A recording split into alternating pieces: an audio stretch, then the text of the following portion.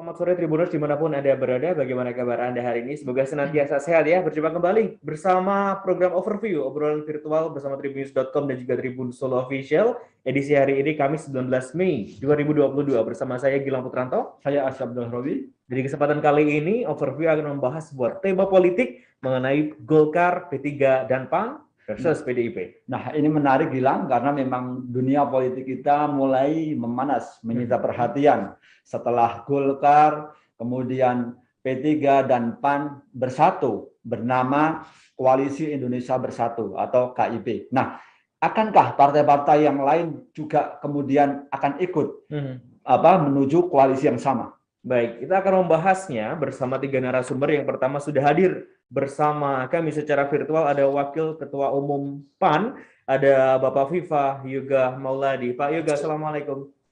Assalamualaikum warahmatullahi wabarakatuh. Waalaikumsalam. Terima kasih diundang di acara Tribun Solo.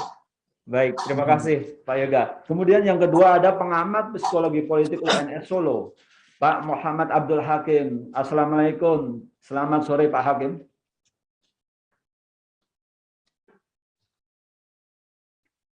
Selamat sore Pak Hakim. Ya, namanya ada sedikit gangguan koneksi. Pak Hakim, selamat sore. Baik. Ya, selamat sore Mas Gilang dan Mas Asep. Terima kasih. Baik, yang ketiga nanti akan bergabung di tengah acara, ada Sekjen P3, ada Pak Arwani Tomafi. Kita akan mulai terlebih dahulu bersama dua narasumber yang sudah bergabung bersama kami. Untuk Anda Tribuners yang ingin menyampaikan pendapat dan juga pertanyaan, silakan tulis saja di kolom komentar, baik di YouTube maupun di Facebook yang tengah menayangkan acara ini secara langsung. Yang pertama saya ke Pak Yoga. Pak Yoga, ini Koalisi Indonesia Bersatu sudah dibentuk, ada Golkar, P3, dan juga PAN. Mungkin apa yang disampaikan dengan terbentuknya koalisi ini, Pak Yoga? Ya, terima kasih.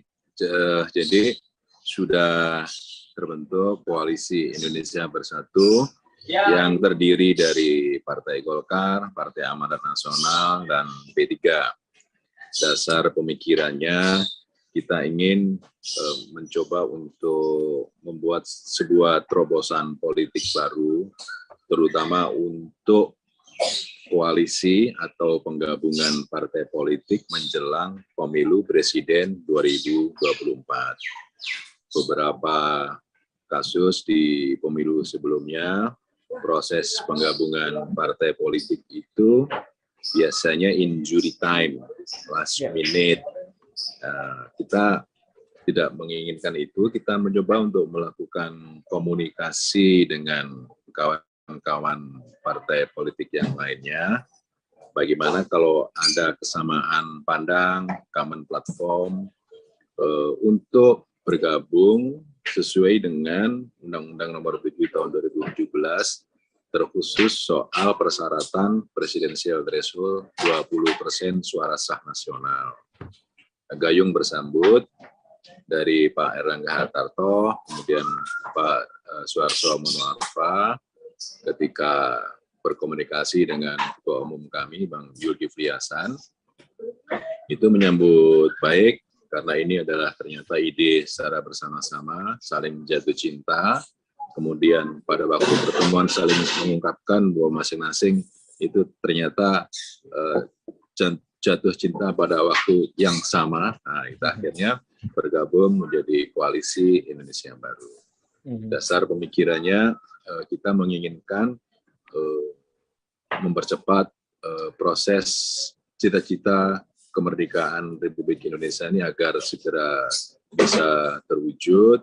Kemudian yang kedua, kita memiliki platform yang relatif tidak berbeda secara signifikan.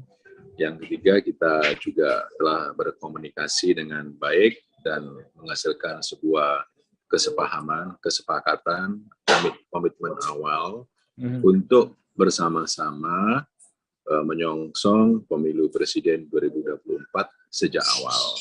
Baik. Memang dari beberapa pakar menyatakan ini kok masih lama sudah ada koalisi. Setahun bagi partai politik itu tidak lama, karena nanti untuk pendaftaran sebagai calon presiden, calon wakil presiden kan tahun 2023 gitu ya, sekitar bulan Agustus kah gitu. Jadi ini menjadi bagian dari keputusan politik tiga partai, dan kita harapkan nanti bisa membawa sebuah harapan baru terhadap proses-proses politik selanjutnya. Baik. Kita lihat dinamika politiknya bagaimana, nanti kita akan lihat situasi dan kondisi selanjutnya. Kira-kira begitu, Mas. Baik, Pak Yoga, mungkin bisa dibocorkan sebetulnya sejak kapan ini koalisi ini mulai dibicarakan? Apakah mengambil waktu yang lama atau butuh waktu yang singkat sebetulnya untuk mencapai kata kesepakatan dari tiga partai ini?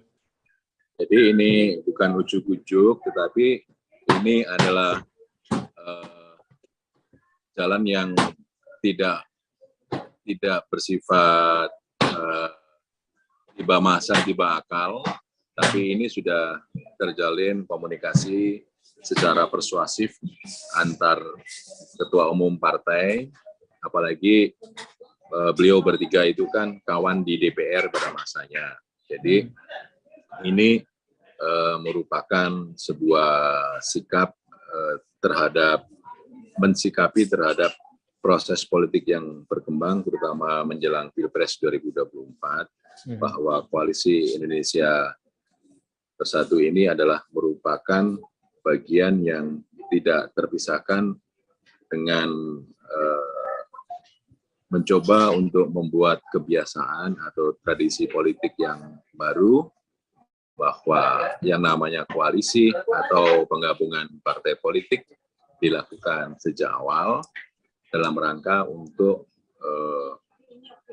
penyamaan pemikiran, dan yang kedua, orientasi di dalam KIB ini adalah bagaimana dalam setiap gerakan kita menyertakan politik itu penuh dengan ide, dengan gagasan, dengan pemikiran untuk mempercepat terwujudnya cita-cita kemerdekaan, membangun Indonesia yang modern, menghindari ya sikap-sikap yang diskriminatif, yang tetap menjaga non-sektarian dan tetap menghargai keberagaman. Itu kira-kira yang menjadi dasar pemikiran adanya koalisi. Baik, terima kasih Pak Yoga untuk awal terlebih dahulu. Artinya ini tadi ada untuk mencoba budaya baru ya, untuk membentuk koalisi itu lebih awal seperti itu, Asep. Oke, kita ke Pak Hakim. Pak Hakim, tadi sudah dikatakan oleh panjang lebar oleh Pak Yoga bahwasanya ini tidak ujuk-ujuk, bahwa ini ketemu karena semua saling cinta, gitu kan. Nah, fenomena apa ini yang kemudian ditunjukkan oleh Golkar, P3, dan PAN mencoba koalisi lebih awal dibandingkan biasanya itu last minute, gitu seperti itu? Ya, saya setuju dengan Pak Yoga bahwa koalisi antara P3, PAN, dan Golkar ini membawa tradisi baru, dan secara tatanan politik itu sebenarnya bisa cukup diapresiasi. Mengapa demikian? Karena begini, tren politik di Indonesia itu terjadi personalisasi politik, dan itu bisa kita lihat sejak Pilpres tahun 2004. Apa sih personalisasi politik? Personalisasi politik itu artinya para pemilih dan bahkan partai-partai politik itu fokus pada sosok-sosok individu, figur politik. Dan daya tarik politik itu sangat tergantung oleh siapa sih yang dicalonkan. Nah, ini kalau dibiarkan dalam waktu lama itu bisa menurunkan tingkat kepercayaan publik terhadap institusi-institusi politik, termasuk partai politik. Contohnya adalah berbagai survei menunjukkan bahwa tingkat kepercayaan masyarakat terhadap sosok presiden itu jauh lebih tinggi dibandingkan lembaga-lembaga politik seperti DPR dan juga partai politik. Artinya koalisi bersatu antara P3, PAN, dan Golkar ini melawan tren personalisasi politik. Tetapi tinggal pertanyaannya, apakah koalisi ini memang didasarkan pada idealisme tertentu, ideologi yang sama, atau lebih banyak berdasarkan pada pertimbangan-pertimbangan praktis. Nah, inilah satu hal yang perlu kita uji. Kalau kita lihat dari sejarah hubungan antara ketiga partai ini, sebenarnya tidak selalu dalam perahu yang sama. Misalnya pada tahun 2004 lalu, P3, PAN, dan Golkar ini jalan sendiri-sendiri dengan capresnya masing-masing. Kemudian pada tahun 2009 barulah P3 dan PAN itu berkoalisi mengusung Pak SBY dan Budiono waktu itu. Sementara Golkar itu jalan sendiri dengan Pak Yusuf Kala dan Pak Wiranto. Kemudian pada tahun 2014 barulah pertama kali tiga partai ini berada di perahu yang sama. Waktu itu mencalonkan pasangan Prabowo dan Hatta di koalisi Merah Putih. Tetapi di tahun 2019 itu terpisah lagi. P3 dan Golkar berada dalam perahu koalisi Indonesia Maju mengusung Pak Jokowi Ma'ruf, sementara PAN itu terpisah masuk ke koalisi Indonesia Adil Makmur di bawah mengusung Pak Prabowo dan Pak Sandi. Jadi kalau kita melihat rangkaian sejarah politik ini, bisa disimpulkan bahwa umur hubungan antara ketiga partai ini relatif muda begitu. Paling tua mungkin antara P3 dan PAN. Sementara P3, PAN dan Golkar itu masih seumur jagung koalisinya. Tadi Pak Famuladi menyebutkan adanya kesamaan ideologi. Kalau itu menurut saya sebagian partly true atau sebagian benar. Mengapa demikian? Karena P3 dan PAN itu bagaimanapun masih mengandalkan pada basis masa keumatan, terutama umat Islam. PAN masih sangat berkaitan, beririsan dengan Muhammadiyah, sementara P3 itu sekarang dekat dengan NU dan juga organisasi-organisasi Islam yang lain. Jadi kalau dikatakan adanya kesamaan ideologis, itu benar kalau kita merujuk pada P3 dan PAN. Tetapi dengan melihat adanya Golkar, disinilah kita melihat adanya pertimbangan-pertimbangan yang lebih pragmatis. Bagaimanapun koalisi ketiga partai ini itu sudah mencapai presidensial threshold sehingga punya daya tawar yang sangat tinggi terhadap capres. Kalau biasanya capres itu punya daya tawar tinggi, terutama calon-calon yang punya elektabilitas nih, itu bisa punya bargaining position yang tinggi, tetapi dengan adanya presidensial threshold dan koalisi Indonesia Bersatu, koalisi Bersatu ini sudah mencapai 20%, mereka lah yang sekarang ini punya kendali siapa yang mau ikut kita. Kalau mau ikut kita tentu harus mau bernegosiasi sesuai dengan syarat dan ketentuan dari partai politik. Sehingga bisa menurut saya betul bahwa koalisi ini itu setidaknya membawa tren yang positif, yaitu melawan tren personalisasi politik. Baik, Mas Hakim, apakah dengan adanya tren seperti ini, nah ini akan memantik partai-partai lain juga akan kemudian merapatkan barisan? Ya, selama ini kita masyarakat menunggu-nunggu siapa sebenarnya capres yang mau maju, dan selama ini partai-partai besar itu masih memegang kunci sehingga masyarakat masih belum yakin sebenarnya siapa sih yang benar-benar bisa menjadi capres. Ada capres dengan elektabilitas tinggi, tetapi tiket itu belum ada di tangan. Sehingga dengan hadirnya koalisi Bersatu ini, setidaknya partai besar ini mau nggak mau harus gercep. Mengapa demikian? Karena kalau capres unggulan itu tidak segera mereka tangkap dan declare, itu dengan mudah bisa mendapatkan tiket dari koalisi Bersatu ini. Sehingga saya yakin deklarasi koalisi Bersatu ini itu akan mengakselerasi kompetisi politik menuju Pilpres 2024. Oke, terima kasih Mas Hakim. Baik, akan mengakselerasi nantinya ya persaingan politik di 2024. Saya kembali ke Pak Yoga. Pak Yoga, seperti tadi yang sudah disinggung oleh Pak Hakim ya, bahwasanya ini dari ketiga partai ini sudah memenuhi syarat 20% presidential threshold. Lantas, sudahkah ada bocoran, Pak Yoga? Nanti kira-kira siapa yang akan diusung? Mengingat kemarin juga ada tamu ya, ada Pak Ridwan Kamil seperti itu. Mungkin ada bocorannya, Pak Yoga? Ya, saya bocorkan ya. Silakan, Bapak. Jadi saat ini sedang didiskusikan soal figur, kemudian soal posisi, ya, komposisi capres-cawapres, dan beberapa persyaratan, termasuk juga variabel penilaian. Jadi untuk menentukan siapa pasangan calon yang akan kita usung secara kolektif kolegial, itu masih santai-santai saja.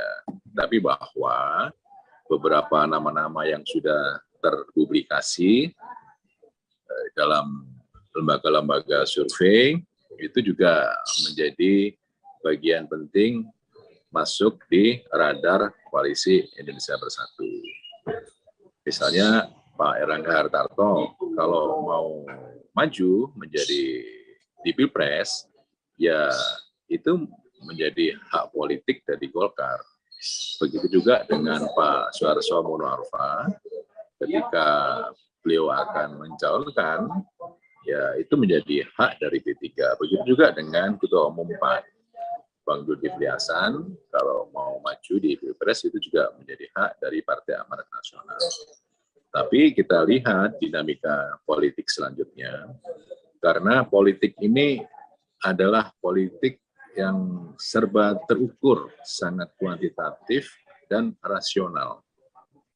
Ukuran-ukuran rasionalitas partai politik itu tergambar di hasil lembaga-lembaga survei. Baik lembaga survei yang memiliki kredibilitas dan integritas, maupun lembaga survei yang abal-abal. Kan ada dua kategori itu lembaga survei. Nah, terlepas dari itu, artinya publik sudah mengetahui bagaimana respon dari calon pemilih terhadap bakal calon yang akan berlaga di Pilpres yang ditunjukkan oleh beberapa hasil lembaga survei saat ini yang hasilnya juga sangat variatif. Ya kan gitu. Ya. Jadi oleh karena itu seluruhnya akan kami tampung, akan kami diskusikan, akan kita formulasikan, dan nanti pada masa yang tepat akan diputuskan siapa figur, posisi dan komposisi capres-cawapres yang akan diusung oleh Koalisi Indonesia Bersatu. Jadi ini merupakan ukuran-ukuran yang rasional. Karena apa? Koalisi ingin agar politik ini di bawah ke ranah yang rasional. Politik itu harus mengedepankan present entry. Ukuran-ukurannya harus serba kuantitatif, dan itu menjadi bagian penting, ya, menjadi bagian penting dari ciri masyarakat modern, menjadi bagian penting untuk mengembangkan demokrasi yang lebih baik. Kira-kira begitu, Mas. Baik, Pak Yoga, terima kasih. Intinya masih digodok dan juga masih dipilah-pilih. Saya akan sampai sudah bergabung, ada Sekjen P3, ada Pak Arwani Tomafi. Pak Arwani, Assalamualaikum. Waalaikumsalam. Baik, terima kasih Pak Arwani sudah menyempatkan waktu di tengah perjalanannya ini. Ya. Baik, Pak Arwani Pak mungkin Sekjen. Bisa... Ya, apa kabar Pak Sekjen? Alhamdulillah baik. Semakin mesra ini ya. Sore, Pak. Senior saya nih, Pak. Bang Viva ini. Sama Mas saya tunggu di lapangan badminton, nggak nongol-nongol. Dalam ini, ya. Pak Arwani, mungkin bisa langsung ini ditanggapi. Tadi ketika awal Pak Yoga bilang bahwasanya Koalisi Indonesia Bersatu itu saling cinta, gitu, tidak ujuk-ujuk. Nah, apa komentar dari Pak Sekjen ini? Iya, jadi ya betul. Kalau sudah tumbuh rasa ketertarikan, ya, apalagi sudah muncul dari Bang Viva rasa cinta seperti itu, ya mana kita tahan kan gitu loh. Hal yang baik itu lebih afdal langsung aja kita laksanakan. Sesuatu yang baik ada di depan mata kita, jangan ditunda-tunda. Ya udah, mumpung kita ingat, mumpung kita ketemu, ada hal baik yang mau kita lakukan, ya udah jalan aja. Saya kira ya betul bahwa KIP ini memang berangkat dari pemahaman dan juga kesadaran, ya.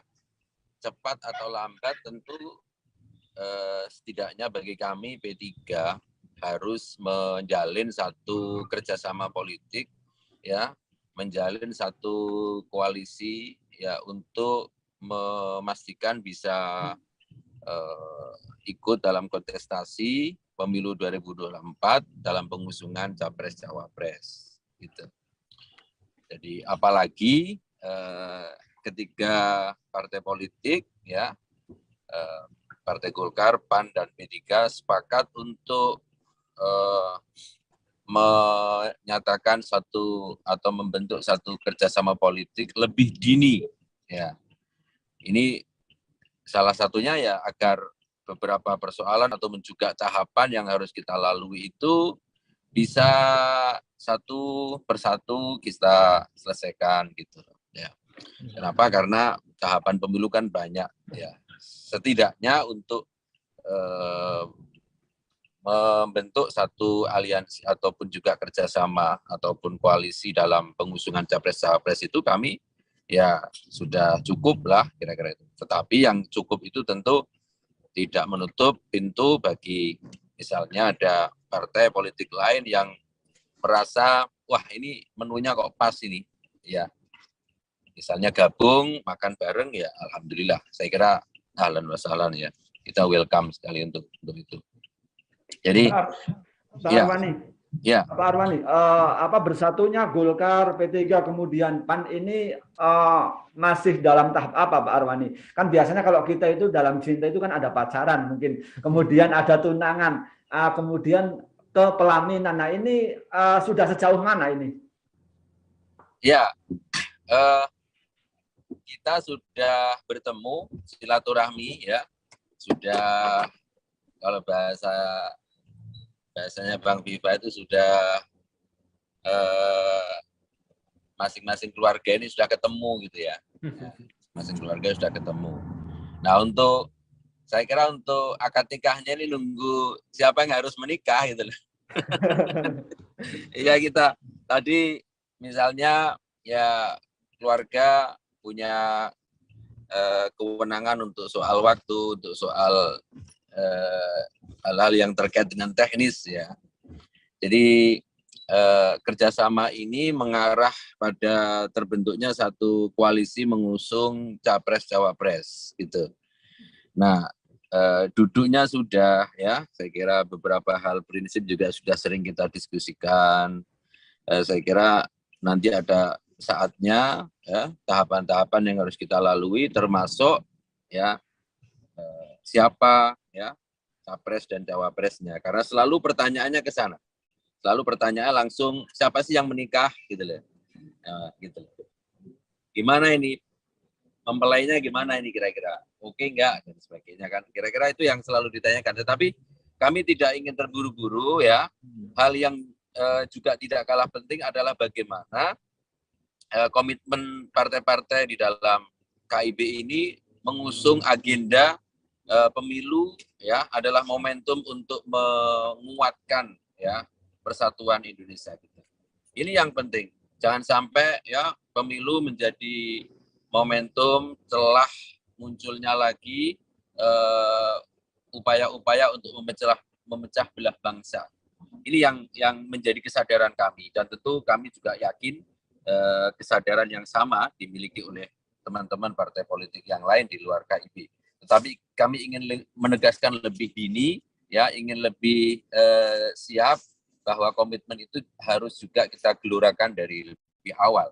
Bahwa pemilu, ya, jangan sampai menjadi ajang memecah belah bangsa. Pemilu harus menjadi kesempatan untuk memperkuat ya persatuan Indonesia. Sila ketiga kita ini menjadi sangat penting sekarang ini. Ya. Apalagi kita sudah melewati tahapan penting dalam krisis kesehatan, krisis ekonomi di 2 tahun ini. Oke, terima kasih Pak Arwani. Baik, saya kembali ke Pak Hakim. Pak Hakim, saya ingin bertanya mengenai ini. Ketika ada beberapa partai yang berkoalisi kemudian memiliki latar belakang yang berbeda, nasionalis dan juga agamis bersatu, apakah ini membuat segmentasi baru atau menjadi daya tarik baru bagi calon pemilih di Indonesia? Pandangan Anda seperti apa, Pak Hakim? Berat secara agama dan juga memiliki ciri teknokratis. Jadi kalau kita melihat apakah ada gagasan atau ide besar yang melatar belakang koalisi ini, nampaknya sudah ada. Tetapi di sisi lain, kita juga melihat adanya pertimbangan pragmatis. PAN dan P3 itu kalau kita lihat data berbagai survei yang terpercaya, sedang mengalami tantangan besar. Mengapa? Karena elektabilitasnya itu terus tergerus. Survei terakhir dari indikator sebagai contoh itu menunjukkan P3 ada di angka sekitar 3,3%, sementara PAN ada di angka sekitar 1%. Artinya terancam untuk bahkan tidak lolos ke parlemen. Sehingga langkah untuk mendeklarasikan koalisi Indonesia Bersatu ini itu menurut saya cukup menarik dalam rangka mengungkit elektabilitas kedua partai ini. Itu yang pertama. Dan yang kedua, problem dari partai-partai kecil di Indonesia adalah daya tawarnya itu selalu rendah. Nah, ini menjadi bisa teratasi ketika dua partai inilah yang menginisiasi lahirnya koalisi, sehingga walaupun nanti ada partai-partai yang lebih besar bergabung, posisi mereka tetap lebih kuat. Dan ini tentu akan sangat berguna ketika nanti sudah mulai ke proses bagi-bagi kekuasaan atau power bargain position. Nah, terlepas apakah kemudian koalisi ini akan bertahan, itu menjadi pertanyaan besar karena selama ini kita melihat Golkar adalah partai yang secara ideologis lebih bersifat teknokratis nasionalis begitu. Sementara PAN dan P3 itu jelas daya tarik utamanya itu berasal dari para pemilih keumatan, kelompok Islam yang memiliki afiliasi keagamaan yang kuat. Nah, saya masih melihat, kita perlu melihat bersama-sama apakah partai ini mampu membangun platform yang kuat, yang benar-benar bisa menjalin, memastikan kesolidan koalisi ini sampai 5 tahun ke depan setidaknya. Dan nampaknya sejauh ini kita baru melihat wadahnya saja bahwa ada koalisi ini, tetapi gagasan besar apa yang sebenarnya ingin diusung itu kita baru meraba-rabanya saja. Dan itu satu hal yang masih kita tunggu, Mas Gilang dan Mas Asep. Baik, Pak Hakim, ini kan tadi sudah disampaikan oleh Pak Vivayoga bahwasannya ini siapa calon mempelainya ini kan sambil jalan, kemudian masih dalam proses penggodokan, pembicaraan di masing-masing ketua umum. Menurut Anda, apakah koalisi Indonesia Bersatu ini lebih baik menunggu terlebih dahulu agar partai lain di luar koalisi Indonesia Bersatu ini bergerak, atau mungkin sekalian saja untuk sesegera mungkin mengumumkan calonnya, Pak Hakim? Ya, tadi sudah ada clue-clue atau bocoran-bocoran kecil kira-kira kriteria capres apa yang akan diusung oleh koalisi Indonesia Bersatu. Yang pertama kita harus mempertimbangkan fakta bahwa ketua umum dari ketiga partai ini itu tidak memiliki elektabilitas yang cukup kuat untuk maju sebagai capres, sehingga hampir saya kira kemungkinan besar mereka akan mengambil capres di luar partai.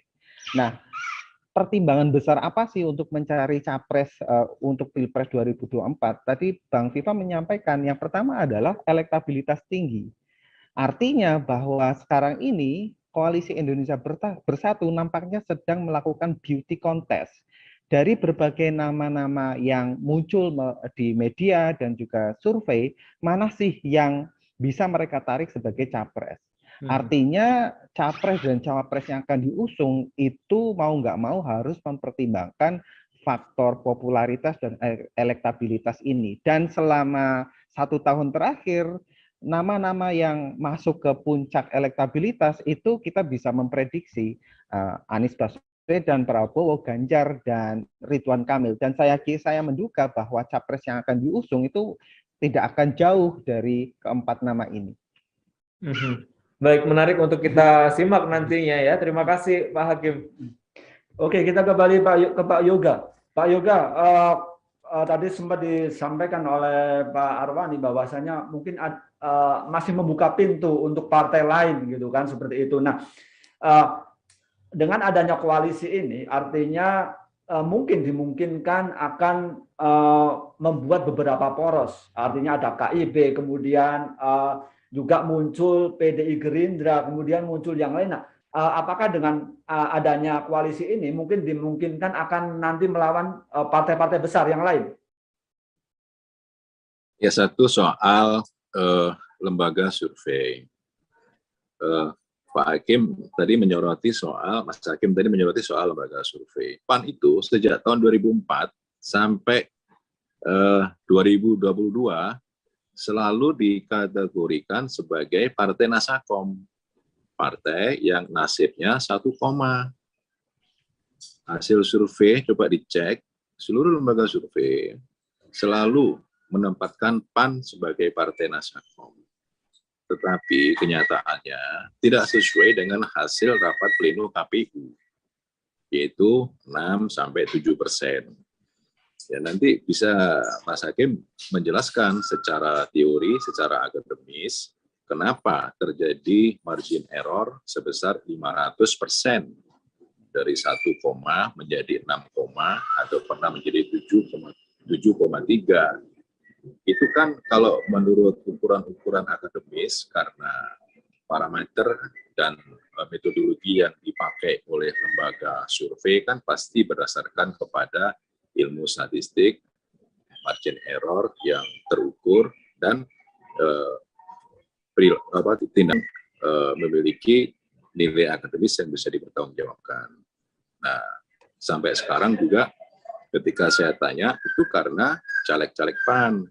Pertanyaannya, kalau pada waktu kampanye pemilu, caleg-caleg dari partai lain kan juga tidak tidur, Mas Asep. Seluruhnya kan juga bekerja, gitu.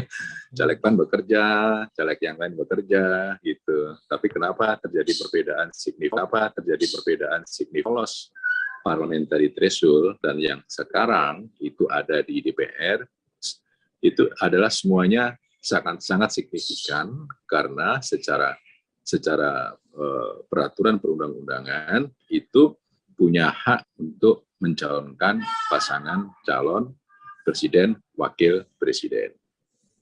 Itu kan? Itu. Nah, kemudian tadi apa pertanyaan tadi? Kenapa kemudian PAN, Golkar, dan P3 bergabung sementara tidak ikut? Mungkin ada PDI, kemudian ada Gerindra. Oh iya, jadi dengan koalisi ini semakin menambah semarak demokrasi.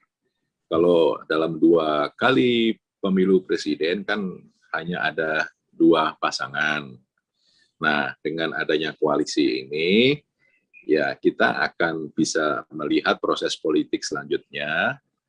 Jadi ya sebaiknya lebih dari 2 pasangan calon kan lebih memberikan banyak alternatif kepada masyarakat untuk menentukan pilihannya. Gitu. Jadi masih sangat memungkinkan apabila di dalam Pilpres 2024 akan ada pasangan calon lebih dari 2, dan itu akan semakin bagus, semakin banyak calon, semakin banyak alternatif rakyat untuk memilih, dan akan dapat menambah tingkat kesadaran politik masyarakat untuk menentukan pilihannya untuk menentukan masa depannya 5 tahun ke depan. Dan ini sangat memungkinkan karena koalisi ini adalah koalisi yang masih cair, artinya kita juga masih komunikasi dengan kawan-kawan partai politik yang lainnya kalau bisa berkenan untuk bersama-sama dengan kami di Koalisi Indonesia Baru. Tapi ya ini adalah merupakan bagian dari proses politik dan dinamika politik nasional. Nanti akan kita lihat situasi dan kondisi politik selanjutnya. Pak Yoga, bersatunya Golkar, P3, kemudian PAN ini kan penuh kejutan ya. Tiba-tiba kemudian publik dihebohkan dengan bersatunya 3 partai ini. Nah, apakah kemudian ke depan ini juga akan memberikan kejutan juga, Pak Yoga? Mungkin langsung deklarasi capres-cawapres? Ya, kalau kejutan sih enggak ya. Mungkin karena orang tidak tahu jadi terkejut gitu kali ya. Untuk pasangan calon presiden dan calon wakil presiden tadi sudah saya katakan kita sedang mendiskusikan ya tentang figur, posisi, komposisi, kemudian persyaratan dan variabel-variabel penilaian. Kita akan menjaring seluruh figur-figur nasional yang baik-baik dan semuanya baik insya Allah, dan kita akan lihat dinamika di internal koalisi selanjutnya dan di eksternal seperti apa, kemudian nanti akan kita putuskan karena kita telah bersepakat bahwa keputusan koalisi ini adalah keputusan yang musyawarah mufakat, kolektif kolegial, bulat, tidak lonjong, tidak ada voting. Jadi ini kita harapkan menjadi bagian tradisi politik yang baik untuk pengembangan demokrasi yang baik untuk masa kini dan masa depan. Singkat saja Pak Yoga.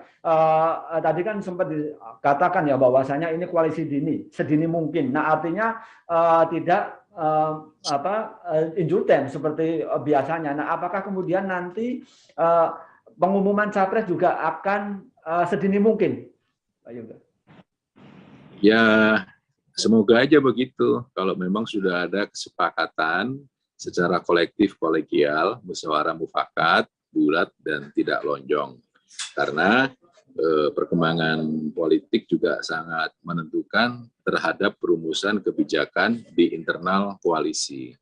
Tapi yakinlah bahwa koalisi akan menentukan tiba pada masanya nanti untuk siapa calon presiden, calon wakil presiden yang diusung, yang insya Allah akan bisa memberikan kebaikan buat masyarakat, bangsa, dan negara. Oke, terima kasih Pak Yoga. Baik, saya ke Pak Arwani. Pak Arwani, tadi bisa disampaikan bahwasanya ini masih digodok calon-calonnya. Mungkin Pak Arwani dan juga dari P3 ini memiliki pandangan mengenai kriteria apa yang mungkin bisa dimiliki atau yang harus dimiliki oleh capres dan juga cawapres yang nantinya diusung oleh Koalisi Indonesia Bersatu ini, Pak Arwani.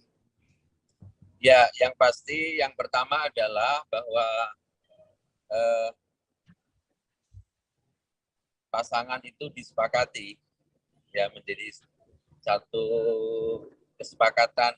Tadi bahasanya Bang Viva tadi kesepakatan bulat dari koalisi, karena memang kita satu kesatuan ya di dalam usung capres cawapres. Ini terkait dengan ketentuan persyaratan pengusungan capres cawapres. Dan yang kedua tentu calon ataupun juga nama-nama yang nantinya akan kita putuskan adalah nama-nama yang memang layak jual gitu loh. Baik. Untuk ya namanya kompetisi tentu kita ingin apa yang kita cita-citakan, apa yang kita sama itu bisa diterima oleh rakyat, ya, menjadi pilihan rakyat. Oleh karena itu, kami di dalam melihat peluang itu tidak hanya ya berada di dalam stok internal kita, ya, misalnya dalam konteks P3, ya, kita betul-betul ingin bahwa perahu KIB ini akan menjadi satu perahu yang akan membawa ya agenda-agenda penting dalam kehidupan berbangsa dan bernegara ke depan menjadi lebih baik. Misalnya terkait dengan bagaimana kita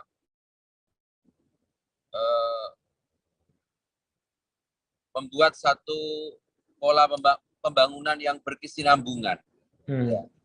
Bagaimana desain yang sudah berjalan secara baik ini bisa kita implementasikan menjadi lebih baik lagi, ya. Bagaimana terkait dengan agenda penting dalam ya persatuan antar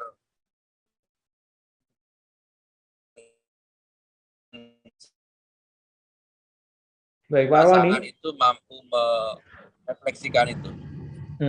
Baik, artinya setidaknya ya, capresnya itu harus yang memiliki elektabilitas tinggi, bisa dikatakan seperti itu, Pak Arwani.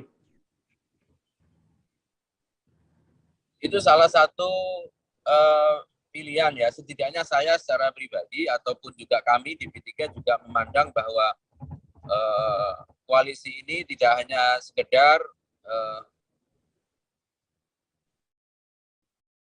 lalu masuk ke stadion dan hanya nonton gitu. Saya kira tiket ini adalah tiket yang juga menjadi penting untuk bagaimana kita memenangkan Baik, artinya bergabungnya tiga partai ini tidak hanya sekedar untuk sebagai penonton, namun sebagai pelakunya juga, untuk kingmaker-nya juga. Terima kasih Pak Arwani. Oke, kita kembali Ya. ke Mas Hakim.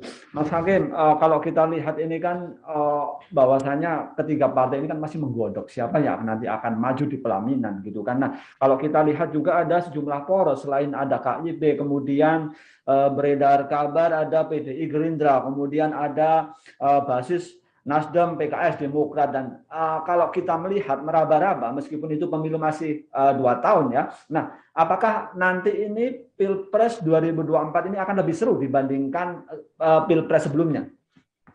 Ya, saya kira seperti itu ya. Pilpres 2024 akan sangat menarik untuk diikuti karena dua hal. Yang pertama adalah kemungkinan pasangannya lebih dari 2, jadi kemungkinan besar akan 3. Dan yang kedua adalah nama-nama yang akan bertarung adalah nama-nama yang selama ini sudah berada di dalam imajinasi publik tentang presiden yang ideal. Dan nama-nama yang akan maju ke depan itu merepresentasikan tidak hanya individu, tetapi juga satu jenis ideologi atau pikiran politik tertentu. Sebagai contoh, sekarang Anies Baswedan. Dulu Anies dikenal sebagai intelektual Islam moderat, tetapi akhir-akhir ini Anies sering diasosiasikan oleh masyarakat sebagai representasi calon capres Muslim.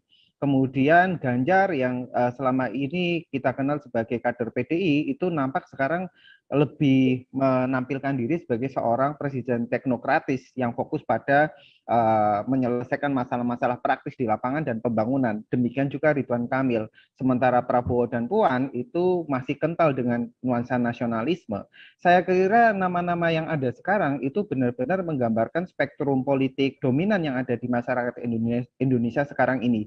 Sehingga memang akan seru tidak hanya pesertanya lebih dari 2 pasang, tetapi juga menggambarkan perkembangan spektrum politik yang ada di Indonesia.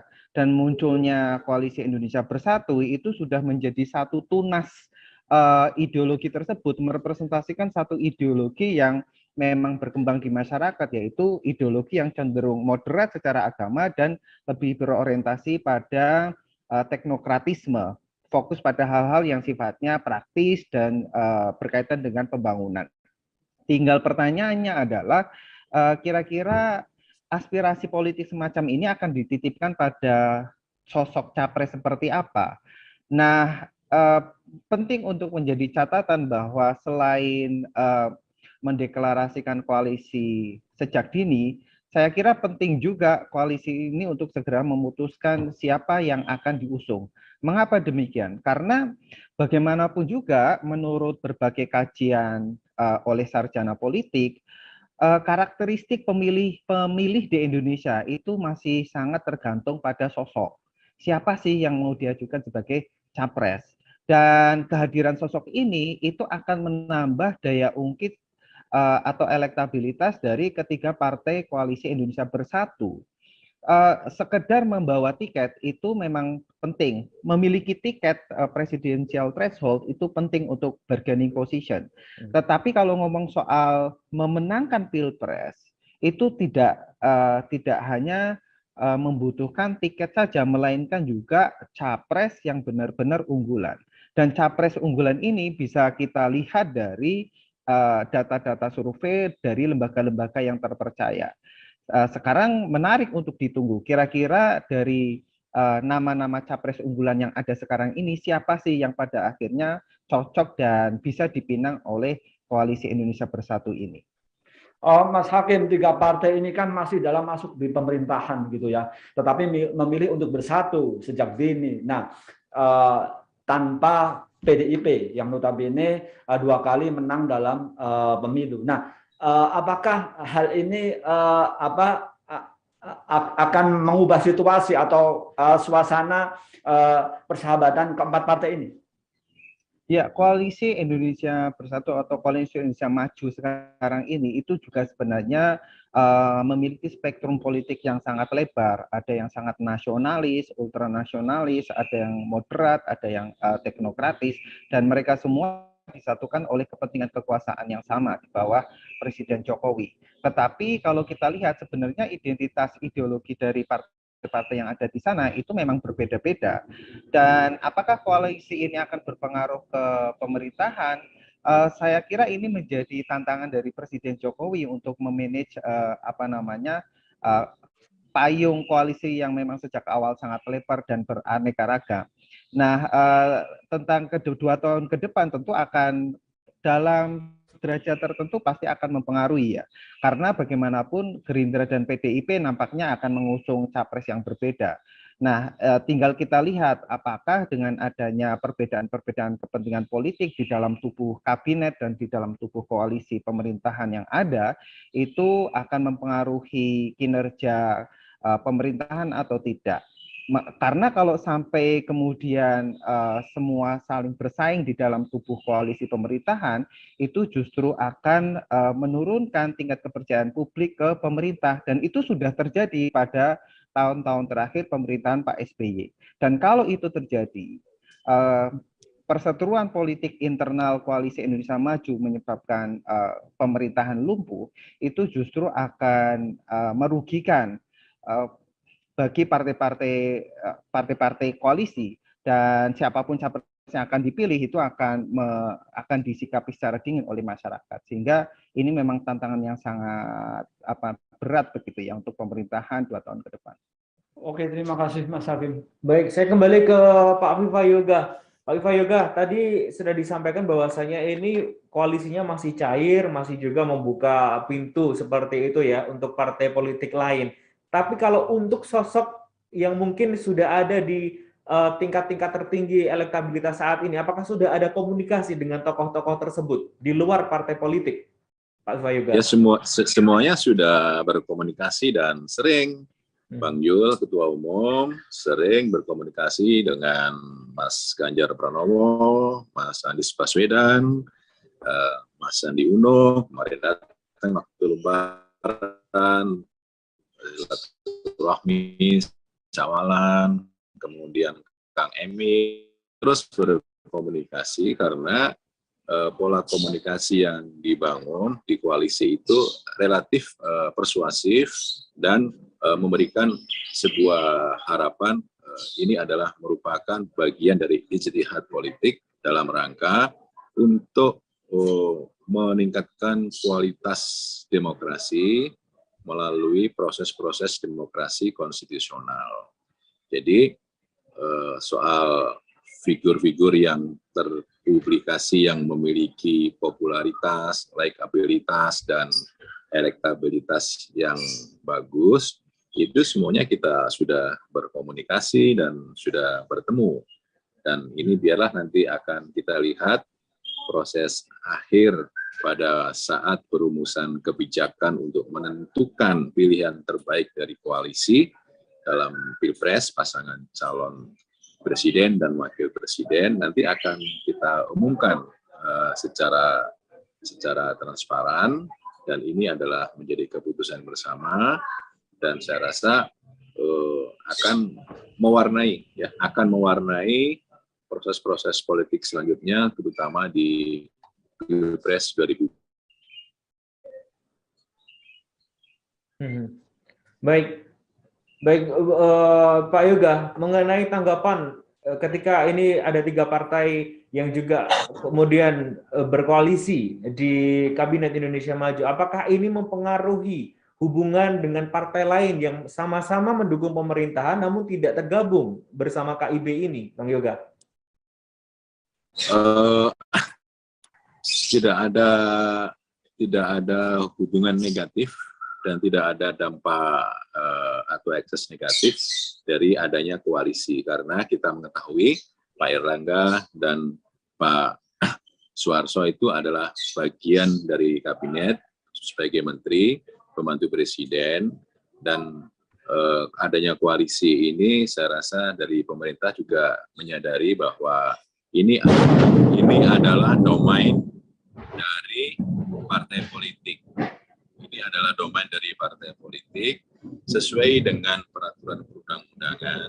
Jadi ya proses untuk melakukan komunikasi politik itu tidak akan mengganggu kinerja dari para menteri yang tergabung di Koalisi Indonesia Bersatu. Baik, terima kasih Pak Yoga. Artinya sudah ada domainnya masing-masing, tidak akan saling mempengaruhi. Oke, kita kembali lagi ke Pak Arwani.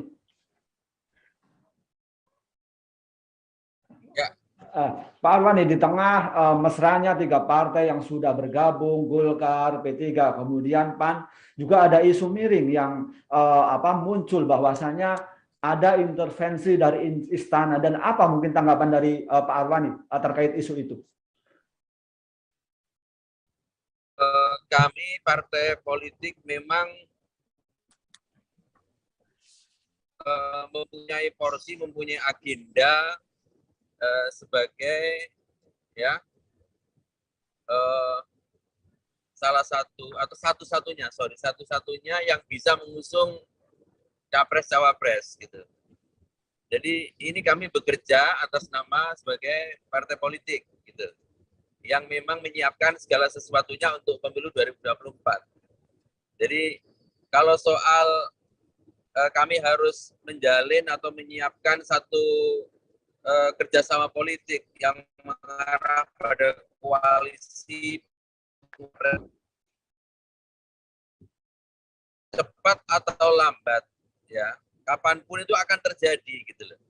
Jadi tidak perlu ada background seperti ini, jangan-jangan disuruh orang ini ataupun ini jangan-jangan partai. Ya kami ya sekelas Partai Golkar, PAN, ya P3 yang kami ini sudah ingin menyiapkan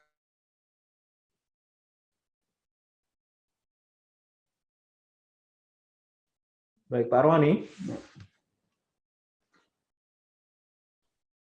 Pak Arwani. Bahwa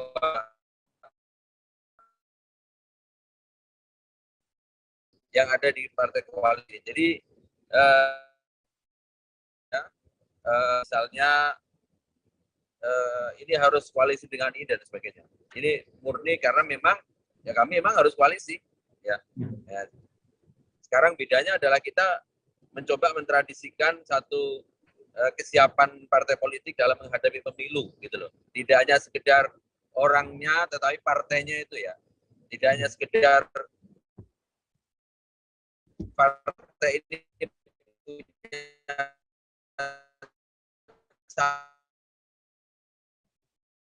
calon ini ya,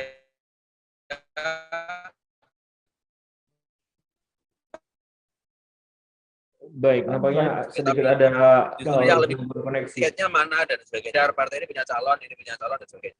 Pak Arwani, setelah ada deklarasi dari 3 partai ini, apakah mungkin Pak Arwani ini mendengar partai-partai lain juga akan ikut mendeklarasikan diri? Ya, kalau yang mau ikut itu saya belum ya, tetapi ada yang misalnya kaget atau terkejut ya, lalu mempertanyakan, wah kok duluin dan sebagainya ya. Saya kira ini seperti biasa saja ketika partai politik juga menyiapkan tahapan pemilu yang lainnya gitu. Pemilu ini kan kesiapan saksi, kesiapan dan sebagainya. Jadi ya sama aja. Nah, memang yang belum terbiasa adalah menyiapkan koalisi. Karena memang kita nggak bisa ngusung sendiri. Kan harus kita siapkan dari awal. Jadi memang ini tradisi baru. Kami, P3, PAN, dan Partai Golkar mencoba membangun tradisi baru untuk partai-partai yang nggak bisa jalan sendiri dari awal, baik juga loh kita kalau dari awal ketemu gitu loh. Jadi nggak tiba-tiba nanti di ujung dan sebagainya. Jadi saya kira ini lebih taktis ya, strategis dan juga nggak tiba-tiba di ujung lalu kita belok dan sebagainya. Saya kira ini tradisi dalam demokrasi kepemiluan kita yang menurut saya menarik gitu. Oke, terima kasih Pak Arwani. Baik, terima kasih. Perbincangan yang menarik, namun kita harus tutup ya karena waktu yang terbatas. Namun sebelum itu kita akan mintakan closing statement dari masing-masing narasumber. Yang pertama mungkin dari Pak Hakim untuk memberikan closing statement. Silakan Mas Hakim. Ya, Koalisi Indonesia Bersatu saya kira memang benar membawa tradisi baru dan positif dalam kehidupan demokrasi di Indonesia ya. selama ini kita fokus pada capres atau figur-figur partai politik yang kemudian memiliki daya tawar lebih tinggi daripada partai politik. Nah, sekarang dengan adanya presidensial threshold, kemudian koalisi yang bisa membawa tiket, itu memposisikan partai politik lebih tinggi daripada individu-individu, sehingga ini akan membuat demokrasi lebih matang. Tetapi koalisi tanpa adanya gagasan besar yang melatar belakanginya itu juga membuat banyak pihak sanksi, sehingga yang kita tunggu sekarang ini adalah setelah P3, PAN, dan Golkar meluncurkan kapal politik baru berupa Koalisi Indonesia Bersatu, selanjutnya kita tunggu gagasan besar apa yang akan diusung dan juga program-program atau kebijakan apa yang ditawarkan kepada Indonesia. Menarik untuk kita tunggu kabar selanjutnya. Baik, terima kasih Pak Hakim. Baik, kita kepada Pak Viva Yoga. Pak Viva Yoga, mungkin apa ini closing statement-nya terkait dengan koalisi Golkar, PAN, dan P3? Ya, ini koalisi lahir batin, koalisi yang didasari oleh cinta untuk bangsa dan negara, koalisi yang didasari lebih mengedepankan kepada ide, gagasan, pemikiran untuk proses pengembangan politik yang lebih rasional, yang lebih modern, dan dampak dari politik itu agar dapat untuk meningkatkan percepatan cita-cita kemerdekaan, memakmurkan bangsa, mencerdaskan bangsa, meningkatkan kesejahteraan masyarakat, dan untuk peningkatan keadilan, dan the long and winding road. Jadi kita akan terus berjalan, berjuang untuk peningkatan demokrasi Indonesia yang lebih baik,